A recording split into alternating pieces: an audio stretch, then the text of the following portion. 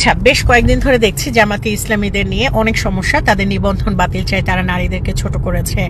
তো কোন জায়গাটাতে ছোট করেছে তাকে প্রশ্ন করা হয়েছে যে শীর্ষে নেতৃত্বে তাদের দলের হয়ে নারীরা আসতে পারবেন কিনা। সো সেক্ষেত্রে সে আনসার করেছে যে শীর্ষে নেতৃত্বে কোরআন হাদিসে বলা আছে যে শীর্ষে নেতৃত্বে নারীরা আসতে পারবেন না। সো এই দলটা রিপ্রেজেন্ট করে ইসলামকে, তারা ইসলামিক একটা দল।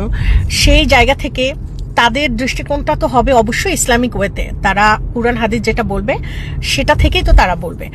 মানা না মানা সম্পূর্ণ আপনাদের ব্যাপার, আপনাকে তো তারা জোর করছে না বা এমন কিছু করছে না যেটা আপনাকে কিছু করতে বাধ্য হচ্ছে না। আমরা তো নারীরা সবাই স্বাধীন, আমরা তো নিজের মতোই চলছি, তারা তো সেখানে বাধা দিচ্ছে না। তো তারা কুরআন হাদিস ওয়েতে যদি কোনো কথা বলে থাকে সেখানে আসলে আমাদের তো কিছু বলার নাই। কুরআন হাদিসের বিপরীতে গিয়ে তো আমরা কোনো কিছু বলতে পারি না। আমি যদি মুসলিম হিসেবে সেটাকে বিশ্বাস করি, অ্যাজ এ মুসলিম যদি আমি কথা বলি বা ভাবি, সেক্ষেত্রে তো আমার এখানে আসলে কোনো সুযোগই নেই।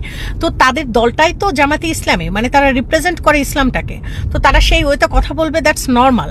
তো এটাকে এত মানে বড় করে দেখার যে তারা নারী নেতৃত্ব চায় না, তারা নারীদেরকে ছোট করেছে, কোথায় ছোট করেছে? নারীদের সম্মান ইসলামে যতটা দিয়েছে এরকম সম্মান তো কোথাও দেয়নি। মানে নারীদের সর্বোচ্চ সম্মানটা ইসলামই দিয়েছে। তো এইটুকু তো অ্যাটলিস্ট আমরা জানি।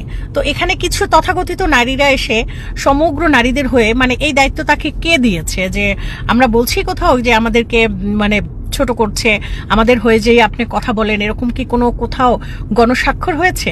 তো তাকে এই দায়িত্ব কে দিয়েছে? উনি যে সব নারীর হয়ে যে কথাটা বলেছেন, আমি একজন নারী হয়ে বলছি ওনার সেই কথার সাথে আমরা একমত নই বা সমর্থন করছি না।